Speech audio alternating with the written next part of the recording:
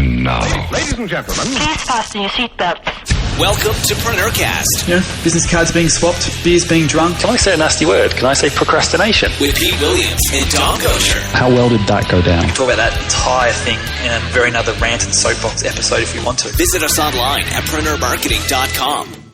So how's things been? Cool, it's good. I tell you what, man, I don't know about you, but it's a bit warm here.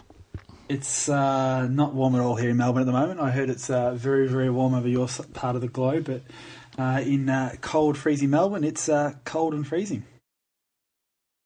Yeah, I had a Skype chat with someone yesterday, and they fired up their video camera, and they're sat there with a woolly hat on indoors. Yes, that is a Melbourne winter. Yeah. Meanwhile, I had to kind of quickly dash off and go and find a shirt to put on before I turned my camera on. So, yes, very, very different from how Bali was last week. Yeah. So what are we talking about this week? What's this week's episode all about? Well, I thought we could talk about the Bali trip because just before you went, we raised quite a few issues with that about the kind of the kit you were going to take, which we swung backwards and forwards on, and then we were going to talk also about how you were going to handle the work when you were there.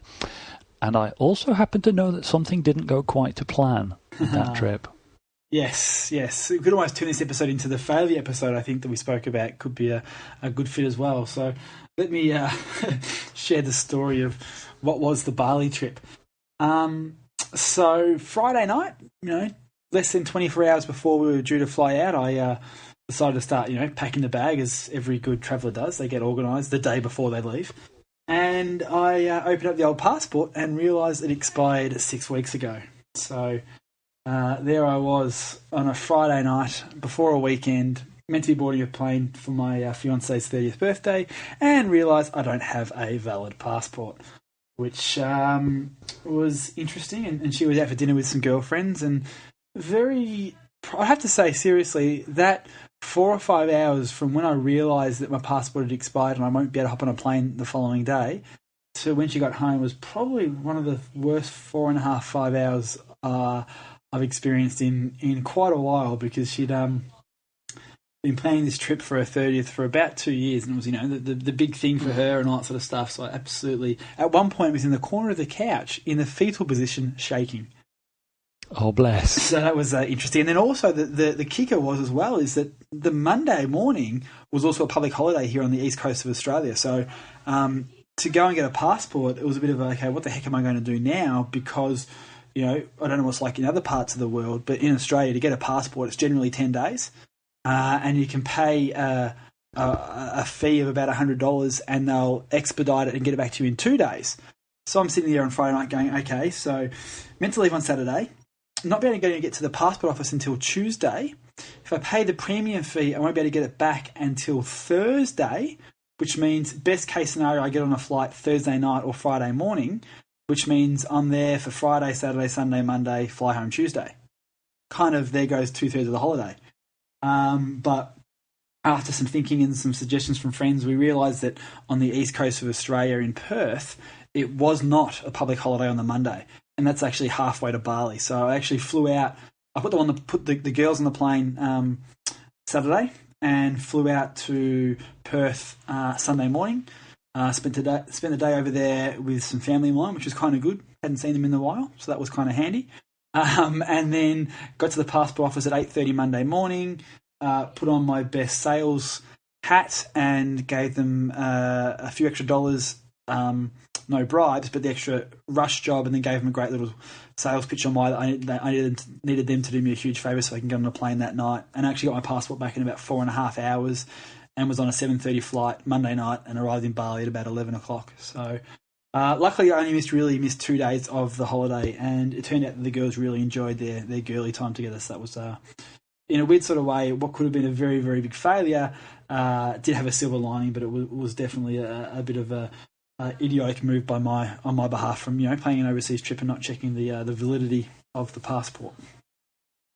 Yeah, I have to say, I mean that's a pretty cool story. I mean, it all worked out well in the end, which is great. I have to say, I was completely and utterly shocked.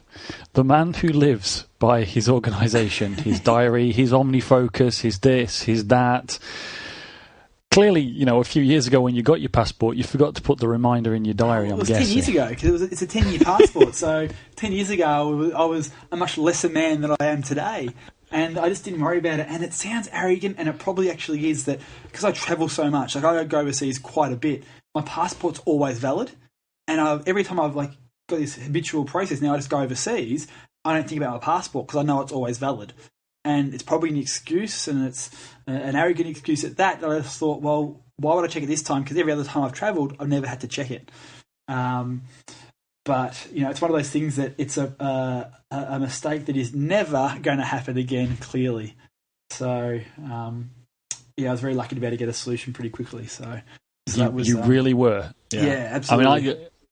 That actually, it reminds me a little bit of a story from my past, where and this affected me. We talked a couple of shows ago about how you kind of got started in this. You were influenced very early on. In 17, 18 years old, you were going to business conferences and things, and that put you on the path. And I didn't have that kind of a background, but I really have seen quite a few monumental screw ups.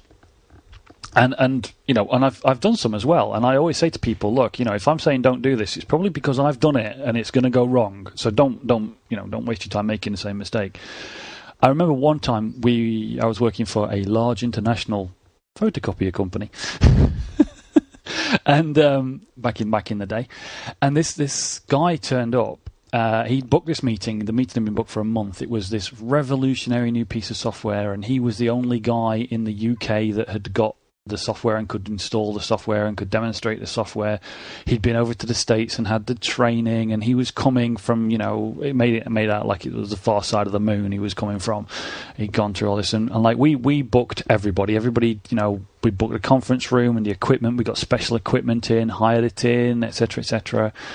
Long story short, the guy turns up, and he's, we did all the shaky hand man stuff and everything else, and there's this room full of pocket protector wearing geeky individuals, all kind of holding themselves back with excitement. And he's there in the front with his suit, and he pulls out his briefcase, and he pulls out this case, this CD case. Remember those? Yep. CDs to install software. Absolutely. He pulls out this CD case. Floppy disks, mate. Oh yeah. Well, let's not go there. And he kind of reverentially opens this CD case, and there's nothing in it.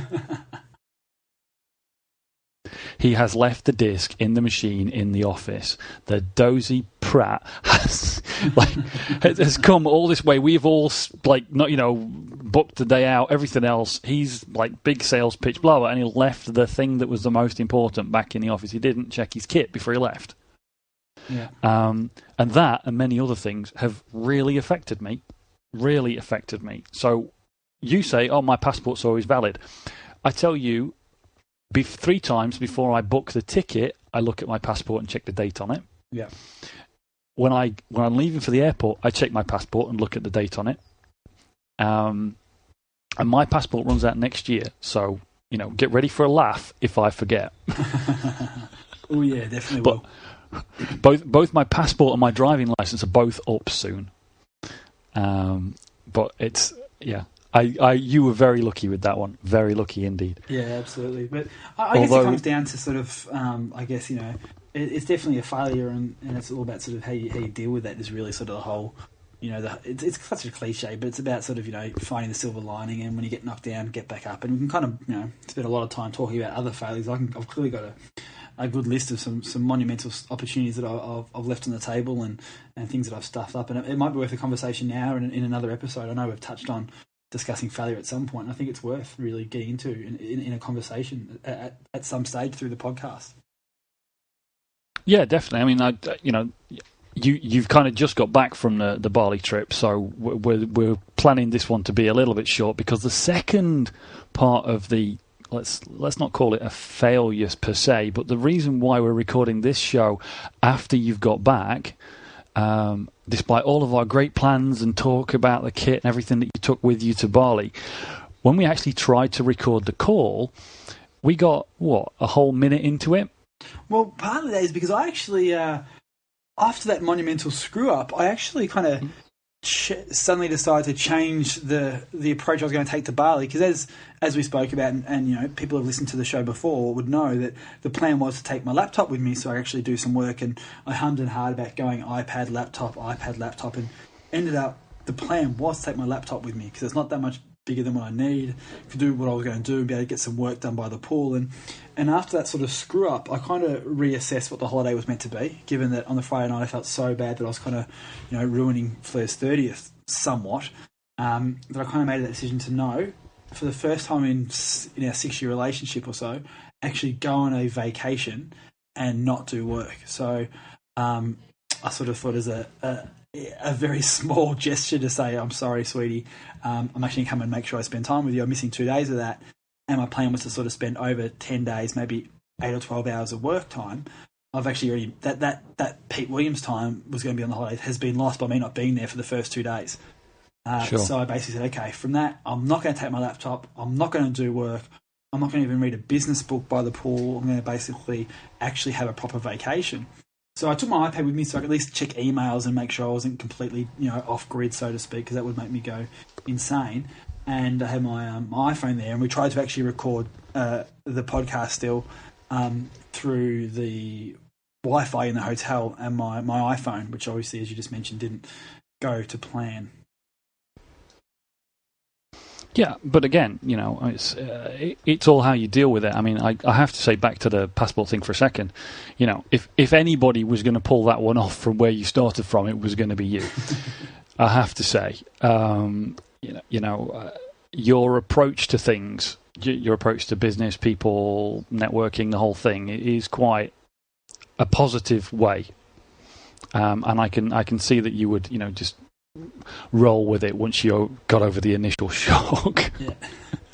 But it did just seem it did just seem that it was one thing after another with that thing. It was like, okay, all right, the passport, fine, okay, right, now you're there, okay, well, let's carry on with that bit of the plan anyway and record the show. I was aware that you'd decided to leave the work, and I completely agree with you. And I feel great for it, to be honest. I feel the best I've felt in about 2 years after having 10 days of proper Zen time. It was great.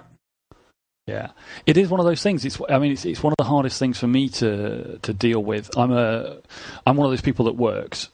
I just keep going. I keep going, get it done. Keep going, get it done. And I had to learn pretty much the hard way about diminishing returns. As you start to get more and more tired, more and more fatigued, even, you start producing less and less quality work. You start working less and less efficiently. And in the end, you are better off taking that time out and doing nothing than working yourself to the bone and just getting worse and worse. And it's great. It's vital to take that time off, take a break. Both from a rest and I think sometimes from a creativity point of view as well. We talked a while back about putting things in your head and leaving them there. Getting yourself ready for the next day by writing your list of what to do, and then leaving it there. Yeah. And I imagine that as your mind relaxed over those days by the pool, I imagine a few ideas might have popped into there. Oh, absolutely. Yeah. And I feel, as I said, I feel great, feel the best I've felt, feel energized, feel hungry again.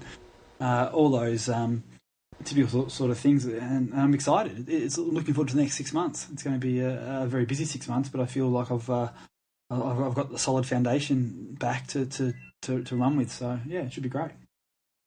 Cool. Now it wouldn't be a PreneurCast without me asking you the all important question. How's the book going? Good. There's been some progress recently. Not as Excellent. much progress, obviously, as I wanted to while I was away, but back on deck with that, and definitely continuing the writing and the pushing with that, and had some conversation with the publisher and some publicists / marketing people and that sort of stuff, just to keep that side of it all ticking along to ensure that the more people I'm accountable to, the more chance of it getting done, basically. So I'm just trying to keep that conversation going as best I can with every stakeholder possible. Is that a direct answer? Or is that sort of a politician's answer? It's a slightly politician's answer, but I have to put my hand up now. Okay, this is right at the beginning. one of the early shows, we talked about the book. We introduced the concept of the book and what was going on with you, and we also, put me forward and said, "Look, I am your accountability partner." And as we've talked, away from the show recently, that I haven't really been living up to my part as your accountability partner. We've talked about making sure that there are concrete deliverables talked about, concrete goals. Whatever you do, you need a concrete goal. But certainly if you're working with an accountability partner, you need to say, I'm going to do this by then, rather than, I'll get you something next Wednesday. And vaguely wave your arms and then wander off. And I've kind of let you get away with that. So that's something that you and I need to work on. To make sure there's something a little bit more concrete. As you say, you're making yourself accountable. One of the things you talked about was the book cover, and that having the book cover meant that the publishers could start marketing the book and start setting publication dates by submitting it to places like Amazon. Has that happened yet? No, so all my stakeholders I'm trying to be accountable to are letting me down. That's my problem. Oh, it's the external world. It's not me, man. It's not me. It's the man. The man's keeping me down. So no, right, you've been terrible, and the publishers have been terrible as well, in that haven't given me some deadlines of when they want everything done by yet. So that's still, no full excuse, but you can argue and you can debate whether it's part of the reason we haven't got the book finished yet. But I'm still trying to push forward, and we are heading in the right direction. And you're staying self-motivated, which is good. Yeah, I want to get this done. I'm getting prouder and prouder of the content as we go. So I'm really excited about what's going to come of the book and where it's going to go, and the conversation is going to start in the marketplace and people's reviews. And I'm really keen to sort of get it out there and get people talking about it and start a conversation. Yeah, that's. Everybody has kind of a secret dream or a secret thing they really want to do, but not really sure if they're ever going to get around to it. And writing a book is one of those things, I think, for a lot of people. Everybody wants to do it and get it out there. I mean, even I do. So I'm kind of slightly envious. But I'm very excited for you. It's a great thing to be involved in, and I really think it's going to do very, very well when it's out there, because I've seen a little bit of the content, but also I've been involved with the projects that it's based on, the challenge and things like that, which are awesome projects, and the people that are involved in it have some great knowledge to transfer, not just yourself, but Ed and Robert and the rest of the gang. Absolutely. So it's going to be good. I'm really looking forward to it. So.